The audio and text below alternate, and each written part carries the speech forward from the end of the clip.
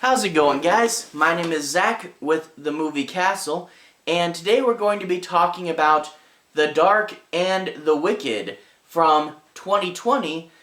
This is produced, or at least partially, by Shudder. I'm not sure why it doesn't have the Shudder exclusive band across the top, but yeah, this is made by them. I guess it's not exclusive or something. 2020. Written and directed by Bryan Bertino, who, as the top of the DVD mentions, is the guy who wrote and directed The Strangers. And that is one of the things when I was looking through Walmart and deciding what to pick up. I saw the Shudder thing on the back, I saw the cool cover art, but right up there, from the writer and director of The Strangers, not vaguely saying the creator of The Strangers, and not saying the producer of The Strangers, because ultimately producer doesn't mean much, and creators, they're leaving it vague for a reason. But this is legitimately the writer and director of a really big famous horror movie. So yeah, I'm definitely gonna check it out, and the Shudder label and the guy behind it points to a movie being better than your average direct-to-video Walmart movie, so I was really glad to grab it up. This is, it stars Marin Ireland, Michael Abbott Jr., and Xander Berkeley. Now, this movie has kind of got a bit of a cult following recently, and I want to say the same thing I usually say when I talk about cult films, is this movie is good, and I understand why it has a cult following, and it's really good, especially if you really like it, that's great. But that being said, I am going to cover flaws. Most of the time, I do cover movie flaws. It's really rare if I don't. And I am going to talk about some places this movie could be better. So if you're in the cult following, I just want to give you some time to prepare. We will be doing a flaw section at the end there. But without further ado, let's go and talk a bit about the plot. I'm not going to do any major spoilers, but I do want you guys to have a basic understanding as to what this movie's about, and I do want to say my piece on some plot points. So with that being said, let's just jump right in. The movie opens up with a older couple on a goat farm in the middle of Texas, which is a really cool setting. We'll get to more on that in a bit. All of a sudden, there's a particularly spooky night out. You hear the wind rustle, but it's probably more than that. There's probably something out there. After this spooky night, unfortunately, the husband winds up sick, and he's in a coma, and he won't wake up, and he's very close to death. So, that's pretty bad. The mom calls the children, and they, of course, show up at the farm right away to spend some time there and be with their dad, hoping he gets better, even though it looks pretty dark right now. The mom keeps saying things like, I told you not to come, it's not what you think, and in general the mom is taking it pretty bad and is trying to push people away. What you think, okay, it's a bad thing, she's just trying to push people away. But no, there is more than that. They eventually uncover the mom's diary, and although they've known her for most of her life to be a particularly non-spiritual and non-religious person, they know through the diary that she believes there to be an evil presence, which might actually be the devil itself. So she's thinking this might be there, and after spending some time and seeing some spooky situations, the kids think that, even though they may not want to admit it, they start to think maybe this is right, maybe this is what's happening, and they begin to fear that there's some vague, dark presence willing their father to die and getting ready to collect his soul when he does. So it's a pretty dark time and dark theme for them, and a really scary setup there, Let's go ahead and talk about the movie's pros, and this movie does have some pretty big pros, some stuff that it really deserves praise for. First of all, the atmosphere. Setting on a goat farm in the middle of nowhere, automatically cool seclusion, but cool real-world lived-in stuff. I have to believe that this movie was shot on a real-life farm. It's too realistic. You know, Hollywood, sometimes it tends to be either way too clean or cartoonishly run down and haunted looking, but here, it's run down, it's used, and it's realistic.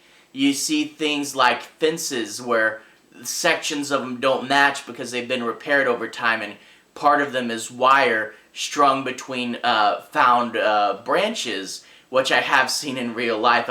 For those of you who don't know, the channel is based out of Texas, and actually looked up where this movie was shot. It's not terribly far away. It is a distance away, but not terribly far from where I am. And if you drive just a little bit out of the suburbs, a little bit out of the cities, it's super easy to find places like this, and I see them all the time.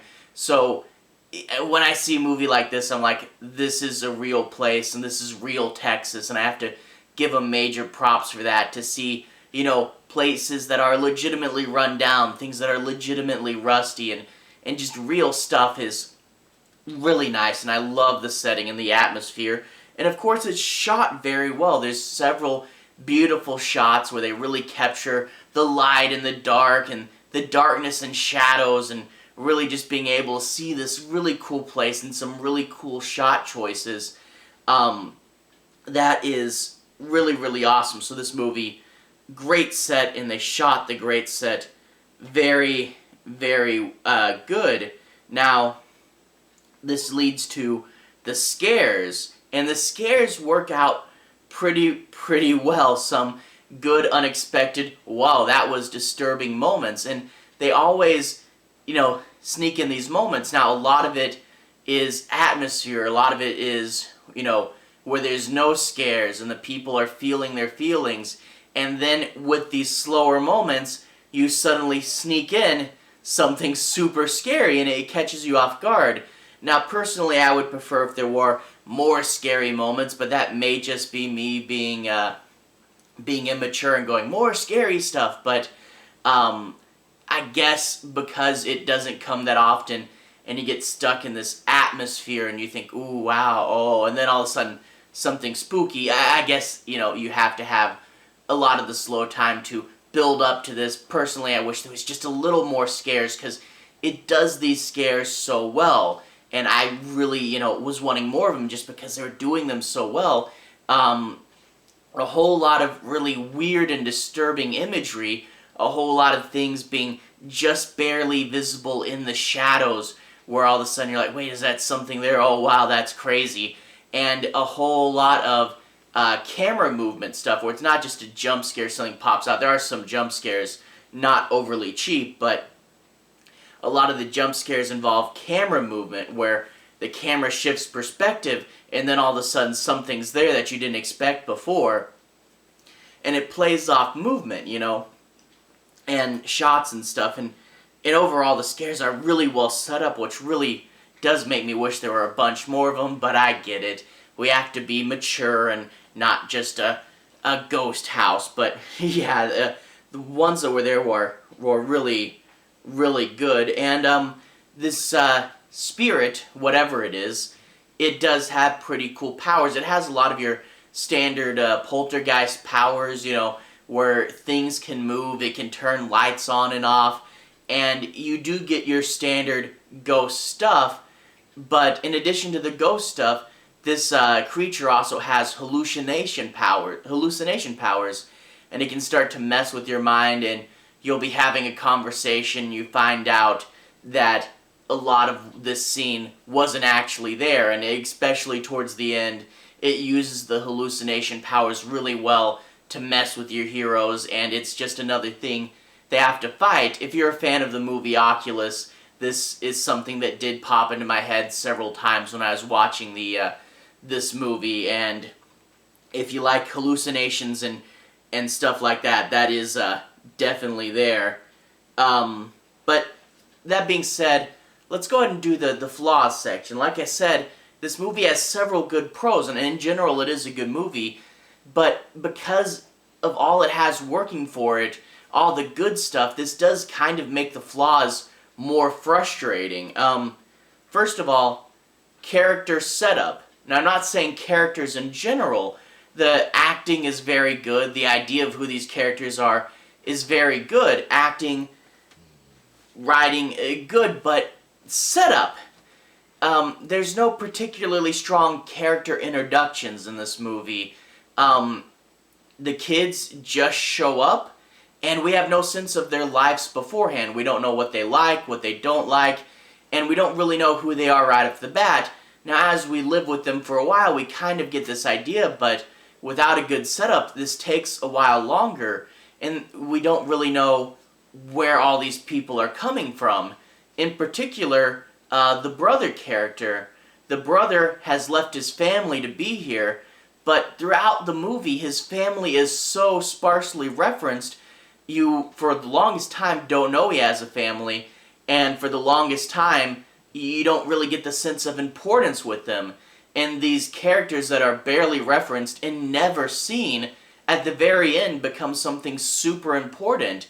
You could have really just had a scene before he finds out his father's in a coma, and he's sitting there eating breakfast with his family. He hears about it on the phone, and he's like, I love you all, I have to go down there. If they had just included that scene, which they didn't do, if they had just put in a scene with his family beforehand, that could have really set up what this guy, what matters in his life. But they're barely referenced until the end where they become super important. And there's other things, like there's a ranch hand character. They don't even introduce, he's just kind of there, and you're like, what is this guy? You could have just thrown in a line like, oh, hey, so-and-so, he's still working here? Just something, but this character's just kind of there, and, no setup. And that's the thing, is they don't give any character any particularly strong introduction, and no setup, and you just kind of have to wonder for a bit who they are and what they want, which wasn't really great. And while we're talking about characters, there is a really cool priest character in this movie. I saw another reviewer compare him to Donald Pleasance from Halloween, the Sam Loomis character, and that is pretty cool, but he is not in this movie that much, and it's a shame to have a good character like that and just not have him in there too much, the character that's like, I know that is evil, and to really build it up, and then, nah, he's in there a couple scenes, and that's it. The other big flaw is what exactly this creature is and its powers. Now, I know the director said he likes being vague and he doesn't like spelling things out, and I get that. You don't have to spell everything out, but at the end of the day, this monster is another vague evil presence. These vague evil presences are all over modern horror movies, and can you give me something unique about them, something to make them stand out from all the other vague evil presences? And at the end of the day, it's going to be kind of forgettable. I want to know a little bit, just a tidbit, like Hereditary, a vague evil presence, but you found out his name by the end, and you found out his goals by the end in Hereditary. And this one, no, you barely know anything about it. Now, it has powers, and some pretty darn impressive powers. But how do you fight it? We know its strengths, we don't know its weaknesses. And the characters don't know its weaknesses. And in turn, they don't know what to do about it, which means that they're going to be sitting at the farm, depressed, and not really having a goal. Overall, these characters seem directionless, aimless, and we as an audience, we don't know what we're rooting for. We don't know what we want them to try to do. And overall, we'd feel more desperate and more with them if we understood their goals and what they had to do. But because there's no idea as to how to defeat this evil presence, you kind of check out and you're like, well, I guess they're dead. And you don't have anything to follow or root for, and in turn you, like I said, you move away from it, and you don't get as invested because there's, no sense of what you have to do in this movie other than sit there and wait around to die. And I really wish that they had something that these characters had to do or figure out, but there's really nothing for them to do because everything is kept so vague. And then, I'm not going to spoil it, but I have to mention the ending. The ending is one of those, oh, I guess it's over, and it's one of those I literally said, it's not going to end there, is it? And it's just, you know, there's no final battle, there's no final girl chasing, there's no climactic action, really. I mean, there's one scene that I'm like, okay, that's big and scary, and that resolves that character, but then, you know, at the farm, you expect, okay, there's going to be a showdown, there's going to be an ending, and it really is just like, okay, this one thing happens, movie's over now. And it's like, you know, if you're going to build up to one exact point, it better be something super duper scary, and it's just a generic jump scare instead.